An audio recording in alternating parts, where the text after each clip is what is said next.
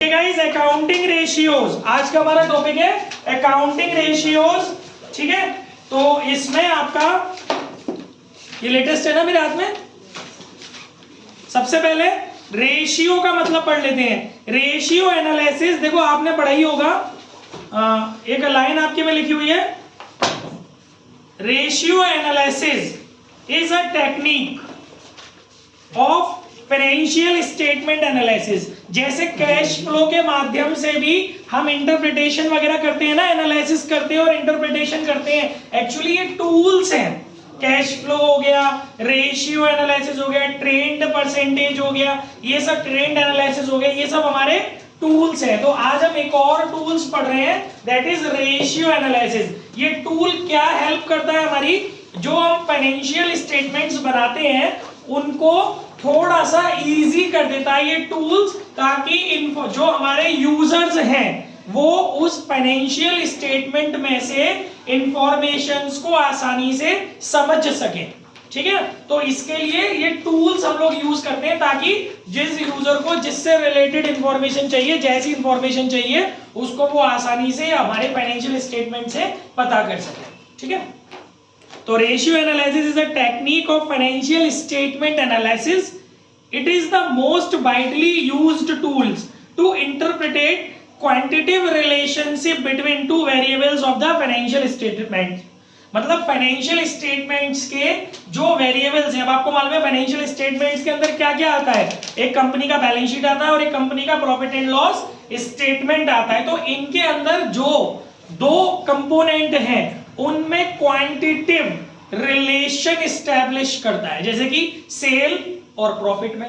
अब सेल भी financial statement का ये कंपोनेंट है और प्रॉफिट भी फाइनेंशियल स्टेटमेंट का ये कंपोनेंट है।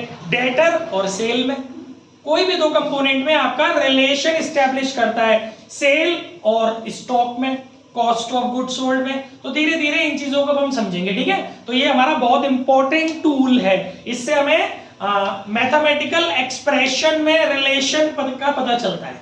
जो भी हमारे दो कंपोनेंट्स हैं उनके बीच में क्या मैथमेटिकल रिलेशनशिप है, ये हम रेशियो के द्वारा पता कर सकते हैं। ठीक है, रेशियो एनालिसिस के द्वारा। Meaning of ratio and accounting ratio. Ratio is an arithmetical expression of relationship between to interdependent और रिलेटेड आइटम्स। किन्हीं भी दो आइटम्स जो एक दूसरे से कहीं ना कहीं रिलेटेड है। ऐसे ही एमआई रेशियो नहीं निकालते हैं कि किसी का भी किसी में निकाल दिया, उसका एक आइटम का दूसरे आइटम से किसी ना किसी तरह से कनेक्शन होता है। तो उनके कनेक्शन से क्या रिजल्ट्स निकल के आ रहे हैं वो रेशियो से हमें पता चलता है।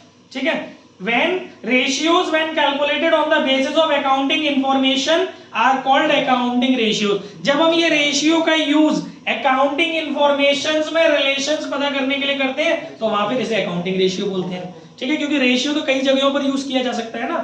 Accounting ratio may be expressed as an arithmetical relationship between two accounting variables. ठीक है गाइस, अब आप देखिए एक्सप्रेशंस ऑफ रेशियो। एक इसमें दिया हुआ है प्योर रेशियो, आप उसका डायरेक्टली एग्जांपल देख सकते हो। आप अगर जैसे 2:1 में आंसर लिखते हो, इस तरीके से दो डिजिट्स के बीच में रेशियो लगाते हो, तो उस फॉर्म को हम क्या बोलते हैं, प्योर रेशियो। ठीक है, और दूसरा क्या है बेटा, जैसे डायरेक्टली आप 2 भी लिख सकते हो और उसको 2:1 से भी एक्सप्रेस कर सकते हो, डिवाइड लगा के। सपोज 2 आ रहा है तो न्यूमरेटर और डिनोमिनेटर में। सेकंड है आपका परसेंटेज। अब परसेंटेज में भी रेशियो का एक्सप्रेशन कर सकते हो। तीसरा टाइम्स में भी कर सकते हो आप, और फ्रैक्शन में भी कर सकते हो। ठीक है बच्चों, चलिए अब थोड़ा सा काम की बातों में आने की कोशिश करते हैं। इसके बाद का हमारा टॉपिक है, गेट बंद कर देना बेटा। इसके बाद का हमारा मेन टॉपिक है, एक्चुअली थोड़ा न्यूमेरिकल पॉइंट ऑफ व्यू से बात ज्यादा करते हुए चलेंगे, classification of types of accounting ratios. मिल गया, क्लासिफिकेशन और types of accounting ratios. Guys आप देख रहे होंगे आपके कोर्स में 3-4 तरीके के रेशियोज हैं। एक आपके कोर्स में है लिक्विडिटी रेशियोज, एक आपके कोर्स में है सॉल्वेंसी रेशियोज, एक है आपका टर्नओवर या एक्टिविटी रेशियोज, और एक है आपका प्रॉफिटेबिलिटी रेशियोज। 4 तरीके के रेशियोज आपको देखने को मिल रहे हैं। आज हम पहले टाइप के रेशियोज के डिस्कशन में चलते हैं, दैट इज लिक्विडिटी रेशियोज। ध्यान से सुनो, मुझे सुनोगे नहीं तो फिर समझोगे कैसे और फिर सॉल्व कैसे करोगे। लिक्विडिटी या शॉर्ट टर्म सॉल्वेंसी रेशियोज, इसको शॉर्ट टर्म सॉल्वेंसी भी बोलते हैं लिक्विडिटी को। Liquidity of business refers to the firm's ability to meet its current obligations, that is short term financial liabilities. मतलब हम ये रेशियो क्यों निकाल रहे हैं? हम ये रेशियो ये पता करने के लिए निकाल रहे हैं कि हम अपने शॉर्ट टर्म ऑब्लिगेशंस जो है, जो हमारी शॉर्ट टर्म लायबिलिटीज है, उनको हम लोग, जो हमारी लायबिलिटीज है उनको हम लोग किस तरीके से रिडीम कर सकते हैं, पेमेंट उनका कर सकते हैं। हमारी कैपेसिटी कितनी है शॉर्ट टर्म लायबिलिटीज को पे करने की, ये लिखा है ना, to the firm's ability to meet its current obligations, क्योंकि आपको पता है करंट का मतलब हो गया शॉर्ट टर्म, जिसकी टर्म जो होती है वो मैक्सिमम कितने महीनों की होती है? 12 महीने की, या फिर अगर आपकी ऑपरेटिंग साइकिल 12 महीने से ज्यादा की है तो फिर आप इसको शॉर्ट टर्म को, आप शॉर्ट टर्म को 12 महीने से ज्यादा भी एक्सपेंड कर सकते हो। मेरी बात ध्यान से सुनते हो और समझते हुए चलना, एक एक बात को न्यूमेरिकल में कहीं ना कहीं आगे इफेक्ट पड़ेगा।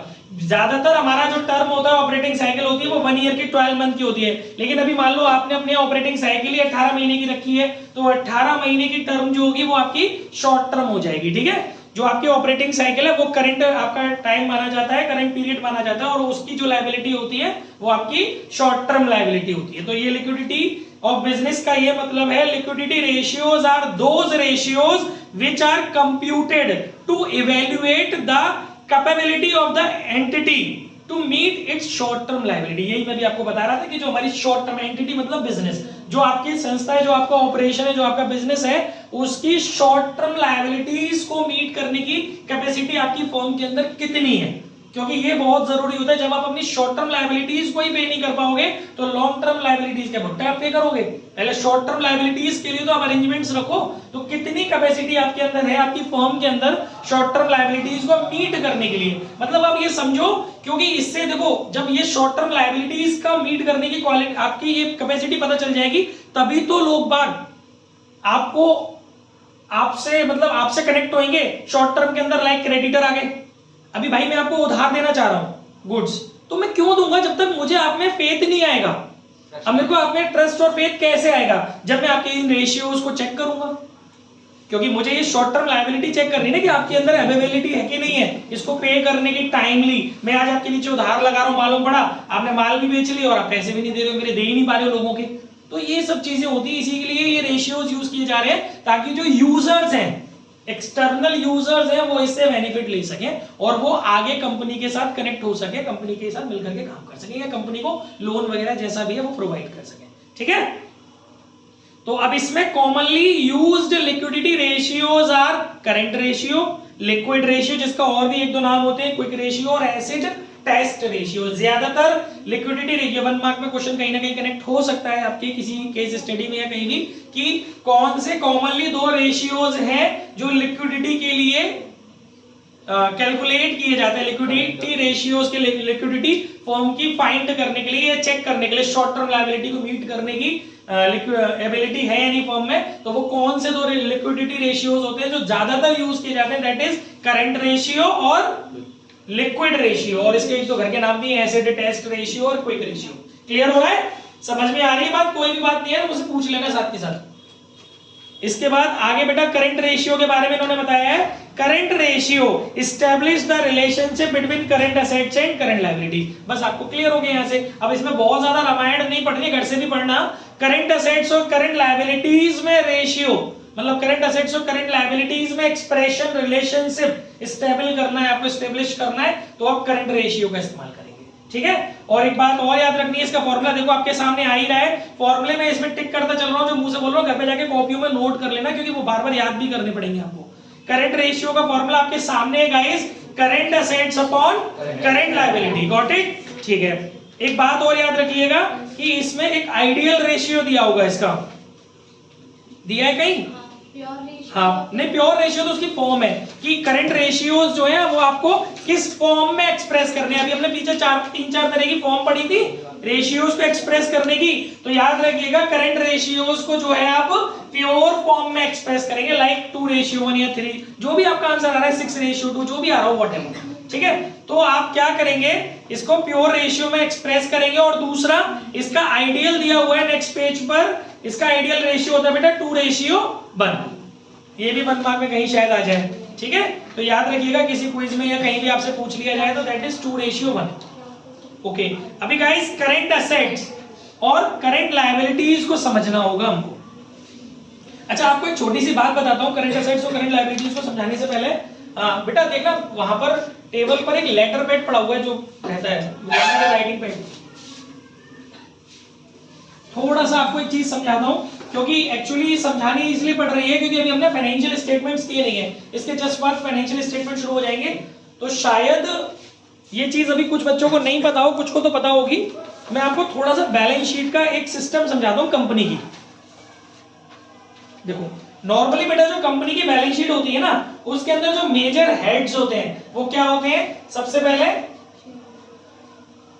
एक होती है इक्विटी एंड लायबिलिटी, ये आपने ये तो पढ़ा है इसमें शेयर्स में, ठीक है, इक्विटी एंड लायबिलिटी। अब इसके नाम से पता चल रहा है इक्विटी का मतलब है, इक्विटी मतलब एक इंटरनल लायबिलिटीज और लायबिलिटीज का मतलब है यहां पर एक्सटर्नल या आउटसाइड लायबिलिटीज, ठीक है। तो पहले तो इसको समझते हैं हम, क्योंकि इनको क्यों समझना है, जैसे जैसे इस चैप्टर में आप आगे बढ़ोगे ना, अगर इन शब्दों से आप रूबरू नहीं हुए तो ये चैप्टर आपसे होने का नहीं है, क्योंकि कितने फॉर्मूले याद करोगे और फॉर्मूलों से ही सब कुछ नहीं हो रहा जब तक उसको आपको अप्लाई करना नहीं आएगा। अगर आप बैलेंस शीट को अच्छे से समझ लेते हो उसके स्ट्रक्चर को, तो बहुत सारी ऐसी चीजें जो खुद से आप पकड़ पाओगे फॉर्मूले के अंदर। तो आप ध्यान रखिएगा, अगर हम लायबिलिटी साइड की तरफ चलते हैं, ये वैसे तो बनती नहीं है बैलेंस शीट जैसे कंपनी उसमें बनती थी आपकी शेयर्स वगैरह, नॉर्मली मतलब पार्टनरशिप में बनती है, हट वैसे ही तो बनती है। और कैसे बनती है? पार्टनरशिप में बनती थी या फिर आपकी इंडिविजुअल व्यक्ति के लिए बनती थी, सोल ट्रेडर के लिए बनती थी, उस फॉर्मेट में तो होती नहीं कंपनी की बैलेंस शीट, नहीं तो वर्टिकल फॉर्मेट में है, ठीक है। तो पहले जो आपका आएगा वो होगा इक्विटी एंड लायबिलिटी। अब इस इक्विटी का मतलब क्या है? इस इक्विटी को हम लोग बोलते हैं शेयर होल्डर फंड। मोटी मोटी बात समझ में आ रही है?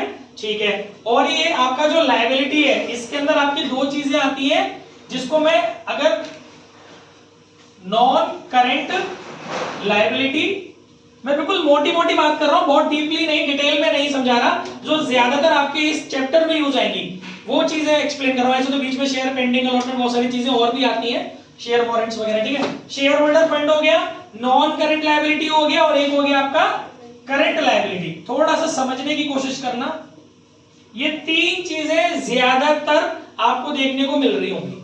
ये आपका स्ट्रक्चर है लायबिलिटी साइड का। अभी आपको क्या समझना है, अगर हम अपनी नॉन करंट लायबिलिटी और करंट लायबिलिटी को ऐड कर दें तो जो बनता है उसका नाम होता है टोटल डेब्ट, जिसको हम लोग क्या बोलते हैं? लायबिलिटीज, जो हमारी आउटसाइड लायबिलिटीज, समझ रहे हो। और ये जो यहाँ पर वर्ड यूज हो रहा था इक्विटी, वो क्या हो गया? Share holder fund. अब आप अगर इसको एक्सप्लोर करते हो तो आपको पता है क्या क्या रहता है शेयर होल्डर फंड में, क्या क्या चीजें मेजरली आपने देखी थी? शेयर कैपिटल याद है सबको, अब उसके अंदर भी डिटेल्स है, ऑथराइज्ड, इश्यूड, वो सब और फिर डिटेल हो गया, पर थोड़ा थोड़ा ले रहे हैं क्योंकि रेशियो में हमें उस पॉइंट ऑफ व्यू से थोड़े ना जाना है। शेयर कैपिटल हो गया, और क्या हो गया बेटा? Reserve and surplus. ज्यादातर ये चीजें आपको देखने को मिलेंगी शेयर होल्डर फंड के अंदर, ठीक है। और नॉन करंट लायबिलिटी में आपको ज्यादातर क्या चीजें देखने को मिलेंगी? Long term borrowings. Long term borrowings, long term borrowings में मतलब डिवेंचर्स हो गया, टर्म लोन्स हो गए, जो लंबे टाइम के लिए आप लेते हो। लंबे टाइम इन द सेंस 12 महीने तक आप, जो हमारी करंट ऑपरेटिंग साइकिल है उसमें आप उसको पेमेंट नहीं करने वाले हो। दिव्या समझ में आ रहा है क्या बातें हो रही हैं? जो हमारी ऑपरेटिंग साइकिल है उसमें हम पेमेंट नहीं करने वाले, ऑपरेटिंग साइकिल के बाहर बाद में पेमेंट करेंगे, तो वो हमारे होते हैं लॉन्ग टर्म बोरोइंग्स, ठीक है ना। ये आता है इसके अंदर बेटा। और क्या आता है? एक चीज आ जाती है लॉन्ग टर्म प्रोविजंस, जो हम लंबे समय के लिए प्रोविजंस करते हैं ना। एक दो तरह के प्रोविजंस होते हैं, प्रोविजंस तो पता होगा ना, विनय प्रोविजन और प्रोविजन और लायबिलिटी में क्या फर्क हो सकता है? प्रोविजन और, चलो लायबिलिटी छोड़ो, प्रोविजन और रिजर्व में क्या फर्क होता है? प्रोविजन जो होते हैं वो किसी स्पेशल पर्पस के लिए बनाया जाता है, रिजर्व का इनकम कहीं पे भी यूज हो जाता है। अच्छा, और बेटा अगर हम प्रोविजन और लायबिलिटी में थोड़ा सा फर्क करें, तो प्रोविजन जो होते हैं वो खुद से बनाए हुए होते हैं, लायबिलिटी जो होती है वो क्रिएट होती है। कुछ ऐसे भी बोल सकते हैं मैंने कि प्रोविजन है तो liability, sure liability, but amount sure नहीं।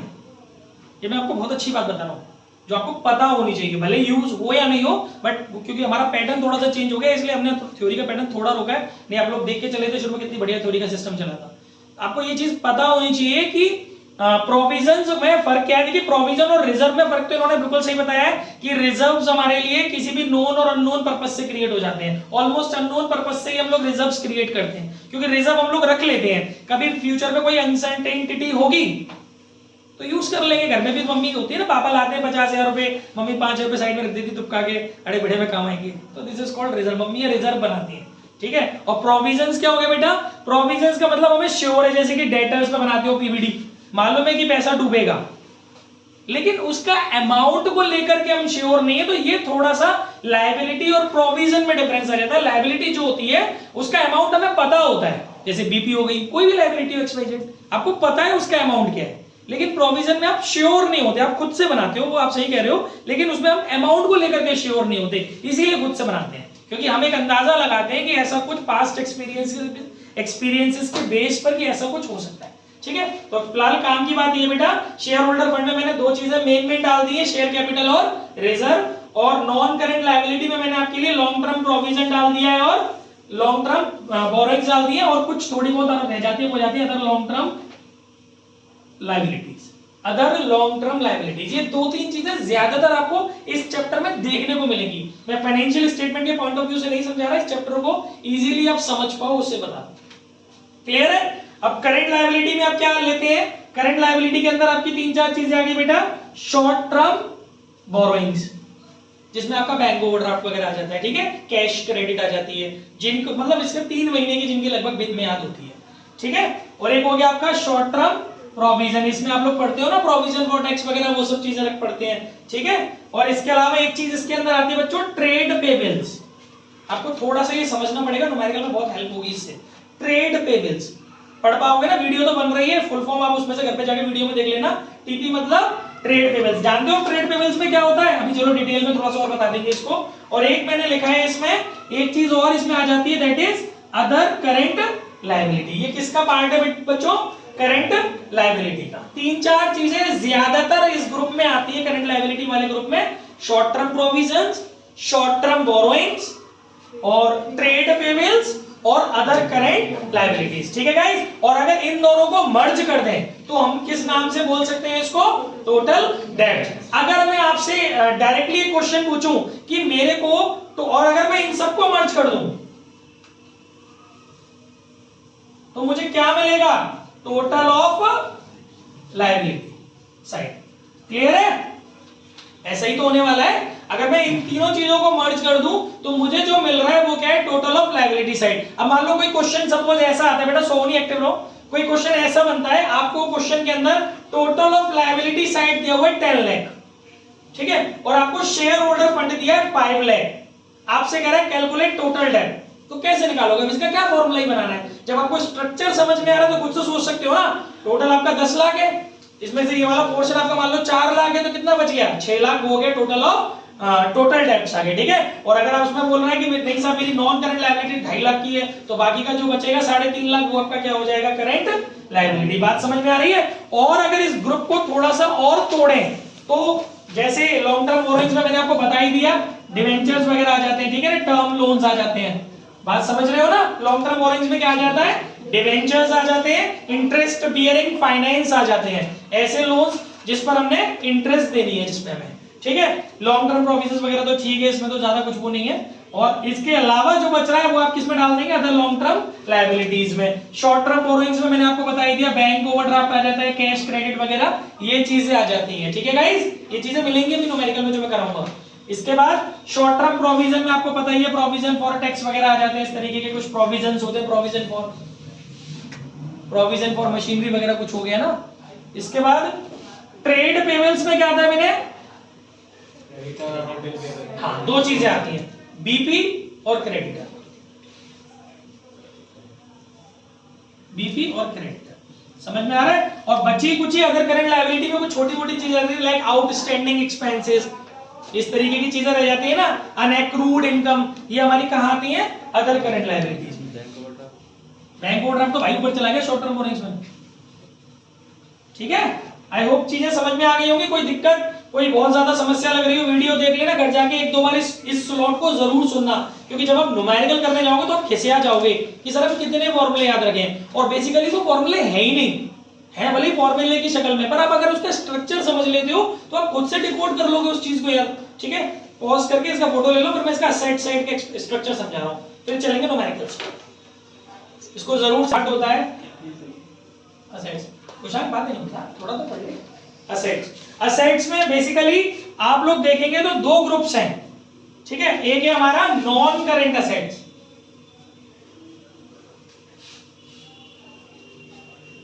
हमारी बैलेंस शीट में जो असेट साइड है उसमें एक तो हमारा ग्रुप है नॉन करेंट असेट, और दूसरा ग्रुप हमने जिसका नाम दे दिया उसका नाम है करेंट असेट्स।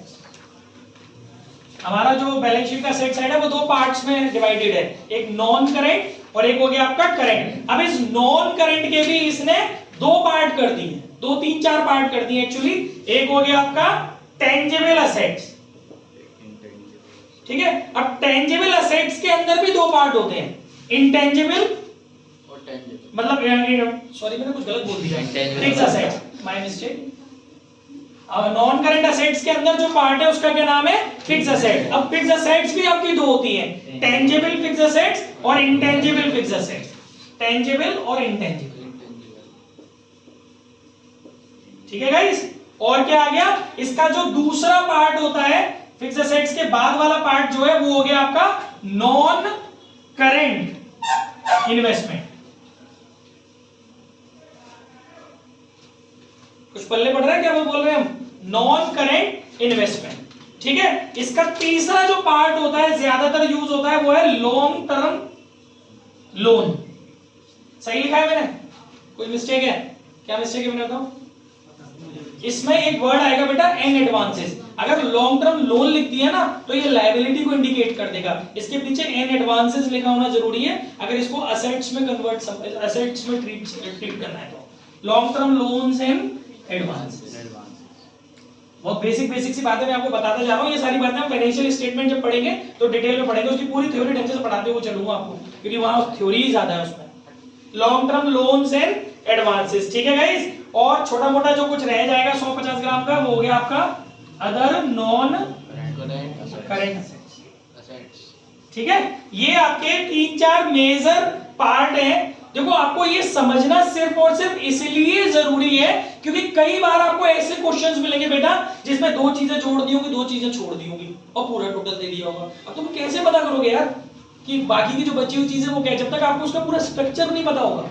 फॉर्मूले तो मैं आपको देता चला जाऊंगा, बुक में टिक कराता चला जाऊंगा, पर उसको समझो तो सही कि अगर वो बात कर रहा है नॉन करेंट असेट्स की, इन द सेंस आपका माइंड सेट हो जाना चाहिए कि वो किस किस चीज की बात कर रहा है। उसका मतलब है जब उसने आपको नॉन करेंट असेट्स का टोटल दे दिया है, यानी आप समझ जाओ उसके अंदर फिक्स असेट्स भी इन्वॉल्व है जिसके अंदर दो है टेंजिबल और इंटेंजिबल, उसके अंदर नॉन करेंट इन्वेस्टमेंट की भी बात हो चुकी है। मान लो कोई क्वेश्चन है जिसमें उसने आपको नॉन करेंट असेट दे दिया बेटा 10 लाख और फिर साइड में उसने लिख दिया non current investment 2 lakh, no need. अब आपको उसमें ऐड करने की नीड नहीं है, क्योंकि जब आपको उसने पूरे ग्रुप का ही टोटल दे दिया तो उसके पार्ट के टोटल, उसके पार्ट के कंपोनेंट से क्या मतलब है आपको, तो आपको टोटल मिल गया ना ग्रुप का। तो इसीलिए मैं आपको ये चीजें बताने की कोशिश कर रहा हूं कि ग्रुप के अंदर चीजें आती क्या है, ठीक है। क्लियर हो रही बात सारी? तो नॉन करंट असेट्स में फिक्स असेट्स हो गई दो टाइप्स की, इसके बाद नॉन करंट इन्वेस्टमेंट्स हो गए, ज्यादातर जो आपके न्यूमेरिकल्स में आएंगी चीजें long term loan and advances हो गए और अदर नॉन करंट असेट्स हो गए। और इसके बाद जो हमारा ये ए पार्ट हो गया एक तरीके से देखा जाए तो असेट्स का, और जो हमारा बी पार्ट है वो क्या हमारा फॉर्मेशन है फिर करंट असेट्स। अब इसके अंदर क्या आएगा, एक तो आ गया आपका करंट इन्वेस्टमेंट। करंट इन्वेस्टमेंट का मतलब पढ़ा था ना आप लोगों ने जब हम उसको पढ़ते थे, कैश एंड कैश इक्विवेलेंट में पढ़ते थे, 3 महीने के अंदर अंदर वेरी लिक्विड होते हैं ये, मार्केटेबल सिक्योरिटीज वगैरह आ जाती है, ठीक है। इसके बाद एक पार्ट होता है बेटा इसके अंदर स्टॉक इन्वेंट्री। ये बहुत अच्छे से समझना है आपको करंट असेट्स के अंदर, क्योंकि अभी आपका करंट रेशियो में भी यूज होगा ये करंट असेट्स, अभी फॉर्मूले में आ रहा था ना। तो एक तो आपका हो गया करंट इन्वेस्टमेंट, एक आपका मेन पार्ट हो गया इन्वेंट्री, एक आपका मेन पार्ट हो गया ट्रेड रिसीवेबल। मैंने वहां रिसीवेबल वर्ड लिखा था, पेबल लिखा था, पेबल लिखा था ना, ट्रेड रिसीवेबल मैंने शायद लिख दिया। तीसरा पार्ट हो गया आपका ट्रेड रिसीवेबल, ठीक है गाइस। चौथा पार्ट हो गया आपका कैश एंड कैश इक्विवेलेंट, ठीक है ना। पांचवा पार्ट हो गया आपका short term loan and advances. अभी लॉन्ग टर्म भी आया था ना, ये रहा long term loan and advances. आप नॉन करंट असेट्स वाले ग्रुप के अंदर डाल रहे होंगे, short term loan and advances आप कहां डाल रहे होंगे, करंट असेट्स वाले ग्रुप के अंदर डाल रहे होंगे। Short term loan and advances, इनके अंदर भी डिटेल्स है, ऐसी बात नहीं है कि ये समराइज्ड है, इनके अंदर भी फैला हुआ है, बट मेन पॉइंट पढ़ रहे हैं इस चैप्टर के पॉइंट ऑफ व्यू से, ठीक है। और इसके बाद कुछ बचेगा तो that is other current assets. बात समझ में आ रही है? यानी आपके करंट असेट्स वाले सेगमेंट के अंदर ज्यादातर कंपोनेंट जो आपको देखने को मिलेंगे, अब हो सकता है ग्रुप का आइटम दे दे, अभी कैसे पूछेगा क्वेश्चन, करंट असेट्स दे दे, ठीक है। अब टोटल ऑफ करंट असेट्स दे दे, तीन चार चीजें दे दे, बोले कैलकुलेट स्टॉक। अब आपको पता ही नहीं है करंट असेट्स के अंदर आ क्या रहा है, तो स्टॉक के भुट्टा निकालोगे, तो कुछ चीजें तो आपको एटलीस्ट पता हो, मेन हेड्स जो हैं, सब हेड्स जो उसके हैं। तो करंट असेट्स में क्या क्या आ रहा है बच्चों, करंट इन्वेस्टमेंट, कल शुरू में ये सब आपसे किसी से भी पूछ सकता हूं, जब लर्न करके आना। करंट इन्वेस्टमेंट आ सकता है, इन्वेंट्री आता है, ट्रेड रिसीवेबल आता है, कैश एंड कैश इक्विवेलेंट्स आता है, short term loan and advances आता है, और अदर करंट असेट्स। अच्छा, अदर करंट असेट्स में हम क्या चीजें समझ सकते हैं, like prepaid expenses, accrued income, ये चीज आ जाती है। ट्रेड रिसीवेबल आउटस्टैंडिंग लायबिलिटी में आएगा, वो लाइब्रेरी में आएगा। आउटस्टैंडिंग मैंने क्या बोला, ये अदर वाले में, वो अदर करंट लायबिलिटी नहीं बेटा, ये असेट्स है, वो रफ भी कर दी पिक्चर मैंने, अरे मतलब आपने अदर वो अदर करंट लायबिलिटी, वो आउटस्टैंडिंग एक्सपेंसेस था, ये आपका इसमें एक्रूड इनकम बोलेंगे उसको, ठीक है। चलिए, और ट्रेड रिसीवेबल में ज्यादातर दो चीजें होती है, बीआर और डेटर, ठीक है। ऑलमोस्ट यही मेन चीजें हैं। चलो इसकी फोटो शोटो ले लो, फिर आगे बढ़ते हैं। कैश में तो आपको पता ही, बैंक में वो सब बैलेंसेस आ जाते हैं। अब आपको आपकी बुक के कुछ क्वेश्चंस करा देते हैं, हो गई फोटो? भैया इसको याद कर लेना, नहीं क्या फायदा, फिर रट्टू तोता बनना पड़ेगा तुम्हें। और इस चैप्टर को साथ साथ लर्न करते जाना, इसके फॉर्मूले वगैरह एक जगह लिखते जाना बुक में से हटा के, ये नहीं कि बुक में टिक करते चले जाओ, क्योंकि इसमें फॉर्मूले ज्यादा है, ठीक है भैया। अब आपका अभी जो हमने डिस्कस किया था वो क्या किया था थोड़ी देर पहले, करंट रेशियो। रेशियो हमारा चैप्टर है, हमने डिस्कस किया था करंट रेशियो। अब थोड़ा मेरी बात समझना ध्यान से, करंट रेशियो, करंट रेशियो का फॉर्मूला भी हम लोग क्या पढ़े हैं, current assets upon current liability, current assets upon current liabilities, ठीक है। और करंट असेट्स और करंट लायबिलिटीज की हल्की सी झांकी हम देख चुके हैं क्या क्या होती है, ठीक है जी। अच्छा, एक बात और मैं आपको बताऊं, एक फॉर्मूला और है बेटा जो कहीं ना कहीं हमारी हेल्प करता है, उसका नाम है वर्किंग कैपिटल। किसी को पता है वर्किंग कैपिटल के अंदर क्या आता है? Current assets minus current liability. ये भी फॉर्मूला हमारे लिए कहीं ना कहीं हेल्प कर जाएगा। कोई भी चीज मिस हो सकती है वो हम निकाल सकते हैं इस फॉर्मूले की मदद से।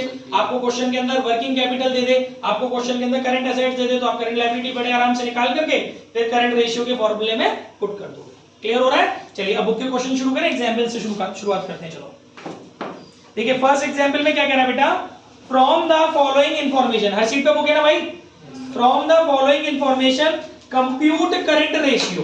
निकालना आपको क्या है, बी फोकस्ड, फोकस नहीं होगी तो पढ़ोगी कैसे, क्या है बुक तुम्हारी? क्वेश्चन ही नहीं है, तो मैं पूछ रहा हूं बेटा, पॉज करिए। सब फोटो ले from the following information compute current ratio, current ratio हमको निकालना है, ठीक है। इसमें क्या क्या दिया हुआ है गाइस, ट्रेड रिसीवेबल दिया हुआ है, अभी हमने किस में पढ़ा था उसे, करंट असेट्स में। प्रीपेड एक्सपेंसेस डिस्कस कर चुके हैं करंट असेट्स में, अब आपको बोलने में भी आ रहा है जल्दी जल्दी। Cash and cash equivalent current assets में। Short term investment current assets में। वो रह गया था क्या शॉर्ट टर्म इन्वेस्टमेंट? हो गया था ना, ठीक है, पहले रह गया था क्या? चलो ठीक है, कोई बात नहीं। मशीनरी नहीं, नॉन करंट का आइटम था, फिक्स्ड असेट्स का आइटम था। तो सुनो मेरी बात सुनो, मुझे ज्यादा बोलने दो। मशीनरी जो है वो इग्नोर कर दो, स्किप कर दो। क्यों? करंट असेट्स और करंट लायबिलिटीज चाहिए। Machinery is a part of non current assets में टेंजिबल फिक्स्ड असेट। तो क्या करोगे उसको लेकर के, चीजें छांटनी भी तो पड़ेगी, ये थोड़ी ना कि समय समेट दोगे उसको पूरा करना क्या होता है। ये बज रहा है। इसके बाद बिल्स पेबल करंट लायबिलिटी हो गई, सन्ड्री क्रेडिटर्स करंट लायबिलिटी हो गई, डिवेंचर इग्नोर।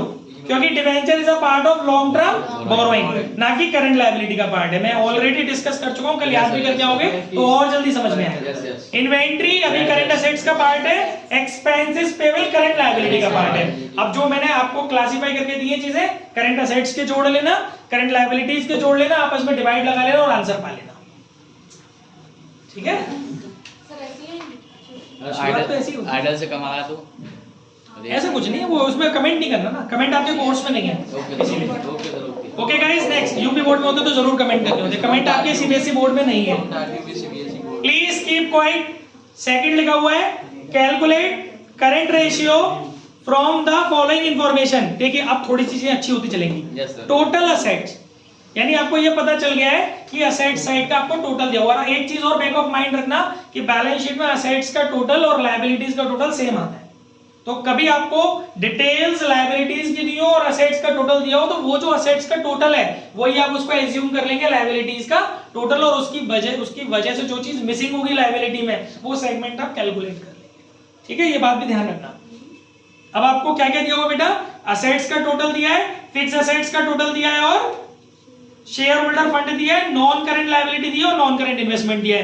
देखो भाई आपको चाहिए क्या, आपको चाहिए करंट रेशियो। मेरी बात समझो, करंट रेशियो में क्या चाहिए, गिनती की दो चीजें, दुनिया धरती का कुछ भी दिया हो, मतलब का सौदा छांट रहा है हमें चाहिए करंट असेट्स और हमें चाहिए करंट लायबिलिटी। पहले तो ये देख क्या इस क्वेश्चन के अंदर करंट लायबिलिटी दी है क्वेश्चन के अंदर, नहीं भैया मुझे तो नहीं दिख रही, तो कोई नहीं ना। अभी मैंने आपको लायबिलिटी साइड का पूरा वो तोड़ मरोड़ के दिखाया था कि मेजर पार्ट तीन होते हैं, share holder fund, non current liability और करंट लायबिलिटी। अब इस क्वेश्चन के अंदर ध्यान से सुनो मुझे, इस क्वेश्चन के अंदर टोटल असेट्स दिया है कि नहीं दिया है, तो वही टोटल लायबिलिटी हो गया कि नहीं हो गया। जो असेट्स का टोटल है वही लायबिलिटी का टोटल हो गया। तो क्या मैं इस टोटल ऑफ असेट्स को टोटल ऑफ लायबिलिटीज नहीं मान सकता, मान सकता हूं। तो मेरे को लायबिलिटी का टोटल मोनिका कितना दिया हुआ है, 7,50,000। समझ में आ गया। लायबिलिटी मेरे को टोटल दी है 7,50,000 की, और मैं आपको बता रहा हूं बार बार कि तीन चीजों से मिलकर मेनली तीन चीजों से मिलकर लायबिलिटी बनी है हमारी। इसमें से एक चीज हमें दी है शेयर होल्डर फंड 5 लाख की, दूसरी चीज हमें नॉन करंट लायबिलिटी दी है 2 लाख की। तो क्यों ना total liability, total of assets equal to total of liability में से इन दोनों चीजों को माइनस कर दे तो क्या मिल जाएगा, करंट लायबिलिटी। आया समझ में। अब ये सब उसी की वजह से आपको समझ में आ पाएगा, ठीक है। तो ये आपको मिल गई करंट लायबिलिटी। अब चलते हैं करंट असेट्स की तरफ। तो वही स्ट्रक्चर अपन क्या कर लेंगे, असेट्स के लिए ले लेंगे। असेट्स का टोटल अपन को दिया हुआ है, और असेट्स में मेनली हमारी देखो मेनली तीन चीजें होती हैं। एक होती है फिक्स असेट्स, एक होती है नॉन करंट इन्वेस्टमेंट, और एक होती है हमारी करंट इन्वेस्टमेंट, ठीक है। और भी दो तीन चीजें छोटी मोटी होती हैं, लेकिन इसके अंदर तीन चीजें दी हुई है। अब आपको फिक्स असेट्स दिया हुआ है, नॉन करंट इन्वेस्टमेंट दिया हुआ है। तो क्यों ना टोटल ऑफ असेट्स में से फिक्स असेट्स और नॉन करंट इन्वेस्टमेंट को माइनस कर दे तो क्या मिल जाएगा बच्चों, करंट असेट्स।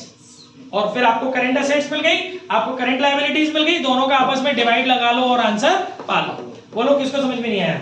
आई होप सबको समझ में आ गया होगा। सिर्फ फॉर्मूले से रटना है तो भैया फॉर्मूले लिखे रट लेना, कहां तक याद करोगे, ठीक है। आगे बढ़ू, कोई दिक्कत नहीं हो तो। नेक्स्ट एग्जाम्पल 3, जैसा कॉपियों में कल चेक करो, डंडे पड़ जाएंगे भैया नहीं करे तो। करंट असेट्स आर करंट, क्या हो गया इलस्ट्रेशन, क्या हो गया देखो। Current assets are 4 lakh, inventories are 2 lakh. Guys focused रहिए तो चीज समझ में आएगी आपको। सुनो देखो, ये वही वाली बात आ गई जो मैंने बता रहा था। आपको करंट असेट्स का टोटल दिया हुआ है ना 4 लाख, आपको इन्वेंट्री बेवकूफ बनाने के लिए दी 2 लाख, गुमराह करने के लिए दी। तो आपका करंट असेट्स जो है वो 4 लाख हो गया। वर्किंग क्या बकवास कर रहा है, करंट असेट्स हो गया आपका 4 लाख, वर्किंग कैपिटल आपको दिए 2,40,000। तो आप जानते हो अभी फॉर्मूला, वर्किंग कैपिटल दिए, करंट असेट्स दिए। तो पागलों की तरह करंट असेट्स में ये क्यों हो रहे हो, सर ने बताई दी, इन्वेंट्री भी आएगी उसके अंदर, जोड़ दो भैया। जब टोटल दिया है, जब ग्रुप का टोटल दे दिया तो उसके कंपोनेंट से मतलब क्या है। तो आपको ये जो 2 लाख रुपए दिए हुए ना इन्वेंट्री के, इसको स्किप करना है। वर्किंग कैपिटल से आपको मतलब है और करंट असेट से आपको मतलब है। वर्किंग कैपिटल और करंट असेट्स को इधर उधर ले जा करके करंट लायबिलिटी आप निकाल लेंगे। फिर आपको करंट असेट्स मिल गया, आपको करंट लायबिलिटी मिल गया, आपस में डिवाइड लगाइए और आंसर पाइए। बोलिए कोई दिक्कत आ रही हो तो पूछ लीजिए। भैया कोई फॉर्मूला नहीं होता, इसी फॉर्मूले से सब कुछ होता है, इधर उधर ले जाए इसको बार बार नचाता रहे, कहां तक पागल हो जाएगा इससे, तो इससे तो 3 फॉर्मूला बन जाएंगे। इसके बाद नेक्स्ट क्या है भाई, करंट असेट्स। अब देखिए थोड़ी सी अलग हो जाएगी हमारी वाली बात। करंट असेट्स आपको दिया हुआ है, बहुत अच्छी बात है साहब, ग्रुप का टोटल दिया है, आगे क्या लिख दिया है, इन्वेंट्री दिया है 2 लाख, तो तुमको होगा सर ये तो वही चीज है, लेकिन रुको ना, ब्रैकेट में कुछ लिखा भी तो है उसमें, include loose tool 75,000। Guys loose tools आपको करंट असेट्स में दिए हुए हैं कहीं ना कहीं, लेकिन याद रखिएगा रेशियो जो आपका सीबीएसई गाइडलाइंस है उसके अकॉर्डिंग जब आप रेशियो की कैलकुलेशन कर रहे होते हैं तो लूज टूल्स को आप लोगों को करंट असेट्स नहीं मानना होता, पहले पेज पे थ्योरी में लिखा हुआ है, घर पे जाके पढ़ लेना, ठीक है। तो लूज टूल्स को आपको एक्सक्लूड रखना है, हालांकि फाइनेंशियल स्टेटमेंट के पॉइंट ऑफ व्यू से वो इंक्लूड है लिस्ट में, बट हर चैप्टर की अपनी गाइडलाइंस है ना सीबीएसई की। जैसे कैश फ्लो में थी, कैश फ्लो में कैश एंड कैश इक्विवेलेंट को करंट असेट्स होते हुए भी डिक्रीज इंक्रीज नहीं कर रहे थे, हैव यू रिमेंबर, और भूलवाल गए है ना। तो वही पिक्चर इनकी भी है, कुछ अपनी सीबीएसई की गाइडलाइंस है, तो उनके अकॉर्डिंग वो लूज टूल्स को करंट असेट्स की लिस्ट में होते हुए भी ये लोग उस यहाँ की कैलकुलेशन में कंसीडर नहीं कर रहे हैं। तो आपको भी ये बात फॉलो करनी है, यानी कि आप इसको ऐसे समझो विनय कि इन्वेंट्री जो 2 लाख की है ना, उसके अंदर बेटा 75,000 का जो लूज टूल्स इन्वॉल्व है, तो इन द सेंस कि मेरा जो टोटल ऑफ करंट असेट्स है कितना दिया है, 5,25,000, उसमें वो 75,000 इन्वॉल्व है जो कि मुझे हटाने पड़ेंगे, क्योंकि मुझे तो एक्सक्लूड करके लूज टूल्स तब टोटल ऑफ करंट असेट्स लेना है। मेरी बात समझ में आ रही है तरुण सुमित? टोटल जो आएगा वो 5,25,000 अब नहीं माना जाएगा करंट असेट्स का है, पर वो अपने लिए नहीं है गाइडलाइंस के अकॉर्डिंग। तो अब अपना जो टोटल ऑफ करंट असेट्स होगा वो हो जाएगा 4,50,000, उसमें से 75,000 माइनस करके करंट असेट्स मिल गया आपको, और करंट लायबिलिटी आपको दी नहीं है तो कोई बात नहीं है, वर्किंग कैपिटल तो आपको दी है ना, वर्किंग कैपिटल में से करंट असेट्स को सेट करके करंट लायबिलिटी निकाल लो इस फॉर्मूले की मदद से, फिर करंट असेट्स आ गया, करंट लायबिलिटी आ गया, आंसर निकाल लो। क्लियर है? करने कॉपियों में ही पढ़ेंगे, ये ओरल करने से कुछ नहीं होएगा, करोगे नहीं तो प्रैक्टिस नहीं बनेगी। नेक्स्ट, वर्किंग कैपिटल दी है आपको 9 लाख, टोटल असेट्स दिया है आपको 45 लाख, वर्किंग कैपिटल दी है, वर्किंग कैपिटल का मतलब होता है current assets minus current liability. चलो देखेंगे, वर्किंग कैपिटल दी है, असेट साइड का टोटल दिया है क्वेश्चन के अंदर, और क्या दिया है, नॉन करंट असेट्स 33 लाख, ठीक है, और रेशियो पूछा है। तो देखो जब हमें असेट साइड का टोटल दिया, मेरी बात समझो, नॉन करंट असेट, अभी मैंने चिल्ला चिल्ला के बताया था, नॉन करंट असेट्स के अंदर 2 चीजें आ चुकी, fix assets, non current investment, उन दोनों का बंज ही तो मैंने भी आपको बताया था, वो होता है नॉन करंट असेट। अब रह क्या गया, असेट साइड में मेनली 3 चीजें होंगी, जैसे लायबिलिटी में मेनली 3 चीजें थी, एक फिक्स असेट्स का सेगमेंट, एक नॉन करंट इन्वेस्टमेंट वाले सेगमेंट्स, और तीसरा जो मेन पार्ट है वो हो गया आपका करंट असेट्स। अब आपको असेट्स का टोटल दिया है, 2 चीजों का टोटल जिसे हम नॉन करंट असेट्स बोलते हैं वो दिया है, तो टोटल असेट्स में से आपका ये फॉर्मूला बन गया कि अगर आपको करंट असेट्स निकालना है तो current assets is equal to total assets minus non current assets, चाहे इसे फॉर्मूले से कर लो चाहे इसको ऐसे समझ के कर लो स्ट्रक्चर के अकॉर्डिंग, ठीक है। तो टोटल असेट्स में से आप नॉन करंट असेट्स घटा लोगे तो आप करंट असेट्स पा लोगे, करंट असेट्स मिल गया। अच्छा अब क्या है, वर्किंग कैपिटल दिया है, ठीक है, करंट असेट्स है, वर्किंग कैपिटल है, मदद इसकी मदद से फॉर्मूले की करंट लायबिलिटी और फिर आंसर, ठीक है, कोई दिक्कत तो नहीं आ रही? कोई दिक्कत नहीं, करना जरूर कर जाके। नेक्स्ट देखते हैं बेटा 6th एग्जांपल, क्या बोल रहा है, ट्रेड पेबल दिया हमको कितना, 60,000। अब समझो, अब इसने क्या करा, अब इसने चीजों को और खोलना शुरू किया है, अब इसके अंदर के कंपोनेंट आ रहे हैं, अब ध्यान से सुनना। ट्रेड पेबल दे दिया आपको 60,000, ठीक है, वर्किंग कैपिटल दे दिया आपको 18 लाख, ठीक है, करंट लायबिलिटी दे दी आपको 6 लाख। तो देखो करंट लायबिलिटी दे दी तो ट्रेड पेबल से मतलब ही नहीं है, क्योंकि करंट लायबिलिटी के ग्रुप के अंदर ही तो है ट्रेड पेबल, तो उसको स्किप कर दो। वर्किंग कैपिटल आ गया, करंट लायबिलिटी आ गई, उसकी मदद से करंट असेट्स आ जाएगा, और फॉर्मूले में रेशियो रख के निकाल देंगे, है ना। नेक्स्ट देखो 7th वाला, वर्किंग कैपिटल दे दी बेटा 10 लाख, ठीक है, टोटल डेप्ट, टोटल डेप्ट में 2 चीजें बताई थी मैंने, ध्यान हो तो, नॉन करंट लायबिलिटी और करंट लायबिलिटी, ठीक है। तो आपको वर्किंग कैपिटल दे दी है, नॉन करंट लायबिलिटी और करंट लायबिलिटी का टोटल दे दिया है, और अलग से नॉन करंट लायबिलिटी भी दे दी है 40 लाख, 40 लाख है 4 लाख है 40 लाख। तो क्यों ना, तो आप एक काम कर सकते हो ना, टोटल डेप्ट में से नॉन करंट लायबिलिटी घटाओगे तो करंट लायबिलिटी पाओगे। वर्किंग कैपिटल दी हुई है, करंट लायबिलिटी और वर्किंग कैपिटल की मदद से करंट एसेट निकाल करके आंसर पा लो। क्लियर है? याद कर लियो इसको, नहीं तो नहीं कुछ नहीं होने का है बेटा। नहीं थोड़े बहुत करा, ज्यादा नहीं करा जी। 100 ग्राम का क्वेश्चन। आगे बढ़िए, बस कीप क्वाइट। मैं आपको ज्यादातर चीजें ओरली समझाऊंगा, लास्ट के क्वेश्चंस में बोर्ड पे ज्यादा तमीज से कराऊंगा, बट आपकी ड्यूटी ये रहेगी कि आप ज्यादा से ज्यादा घर से करके आना जो भी मैं बता दूं, ठीक है। करेंट रेशियो, अब सुनिए, अब थोड़ी और अच्छी चीज हो गई, आपको आंसर दे दिया इस बारी।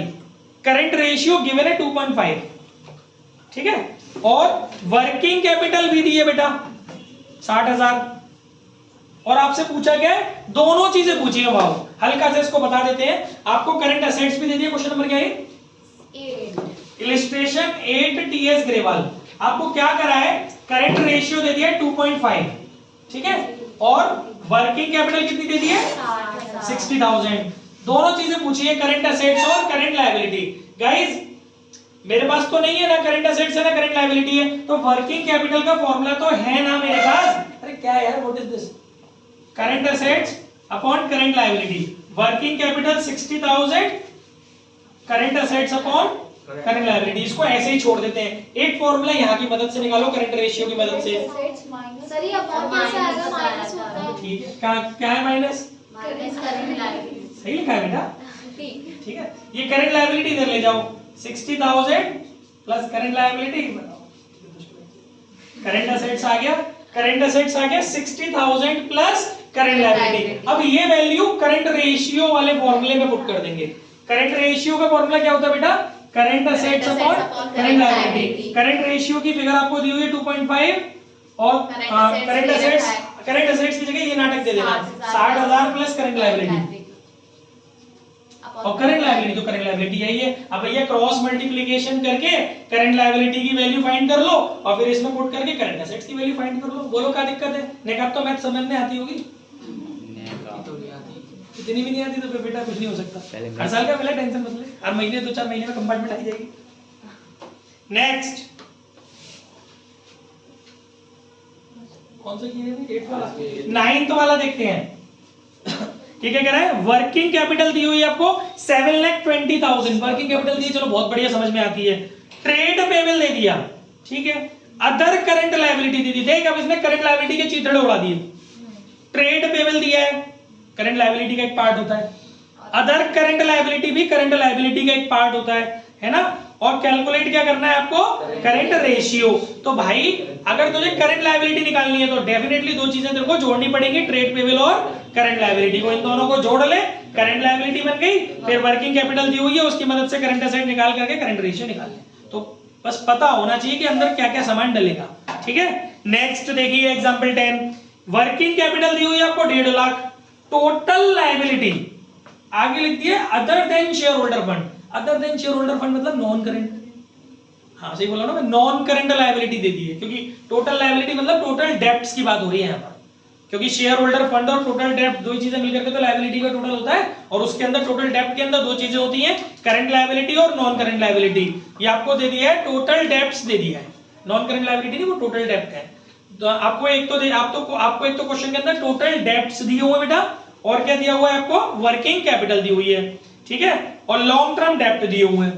तो भाई लॉन्ग टर्म डेब्ट जो होते हैं ना, अभी मैंने बोला था लॉन्ग टर्म बोरोइंग और लॉन्ग टर्म डेब्ट, लॉन्ग टर्म डेब्ट जो है नॉन करंट लायबिलिटी का पार्ट है।